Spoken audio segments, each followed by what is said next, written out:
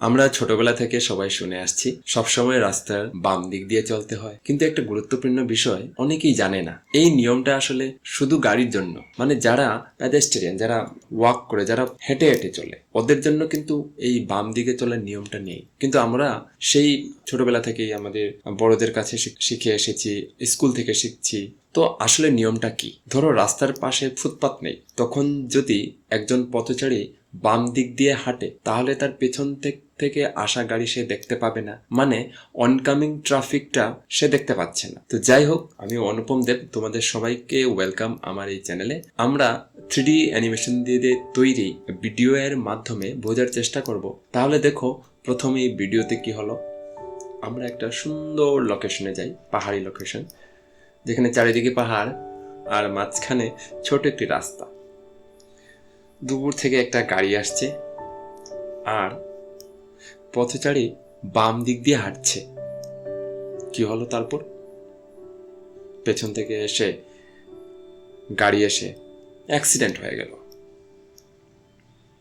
আচ্ছা, এই লোকটি যদি ডান দিক দিয়ে হেঁটে যেত তাহলে কি হতো?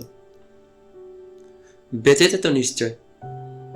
এবার এই ভিডিও এর পার্ট দেখো। এখানে পথচারী রাস্তার ডান দিক দিয়ে হাঁটছে, অর্থাৎ সামনে থেকে আসা গাড়ির দিকে মুখ করে, মানে অনকামিং ট্রাফিকটা ও ফেস করতে পারছে।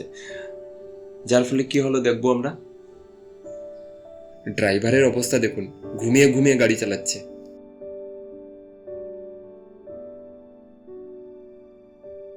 গাড়িটা আসতে দেখে সে দ্রুত লাফ দিয়ে সরে গেল এবং তার প্রাণ বেঁচে গেল। তাই মনে রাখবে, যদি ফুটপাত থাকে অবশ্যই ফুটপাত ব্যবহার করবে, আর যদি ফুটপাত না থাকে তাহলে রাস্তার ডান দিক দিয়ে হাঁটবে এবং সামনে থেকে আসা গাড়ির দিকে মুখ করে চলবে। এটাই নিরাপদ এবং সঠিক ট্রাফিক নিয়ম। আমার এই ভিডিওটা শুধু ছাত্রদের জন্য নয়, তাই যত পারুন শেয়ার করুন যাতে সবাই এই ট্রাফিক রুলটা জানতে পারে। হ্যাঁ, আরেকটা কথা, এই ভিডিওর শেষে এবং ডেসক্রিপশন পার্টে আমাদের আসাম সরকারি ট্রান্সপোর্ট ডিপার্টমেন্টের ওয়েবসাইট লিঙ্ক দিয়ে দিয়েছি, বা আপনারা নিজেরাও গুগলে গিয়ে সার্চ করে নিতে পারেন পেডেস্ট্রিয়ান মানে পথচারীদের ট্রাফিক রুলটা কি, সেটা আপনারা নিজেই দেখে নিতে পারেন। তাহলে আজকের জন্য ধন্যবাদ। শীঘ্রই আবার দেখা হবে পরবর্তী টপিক নিয়ে। ততক্ষণ পর্যন্ত ভালো থাকুন, সুস্থ থাকুন।